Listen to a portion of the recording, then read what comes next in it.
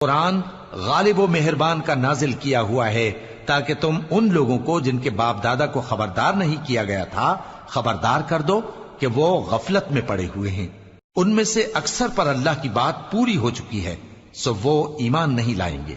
ہم نے ان کی گردنوں میں طوق ڈال رکھے ہیں اور وہ ٹھوڑیوں تک پھنسے ہوئے ہیں، تو ان کی گردنیں اکڑی ہوئی ہیں، اور ہم نے ان کے آگے بھی دیوار بنا دی اور ان کے پیچھے بھی، پھر ان پر پردہ ڈال دیا تو یہ دیکھ نہیں سکتے۔ اور تم ان کو خبردار کرو یا نہ کرو ان کے لیے برابر ہے، یہ ایمان نہیں لائیں گے۔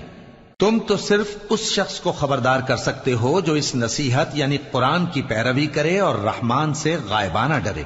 سو اس کو مغفرت اور بڑے ثواب کی بشارت سنا دو۔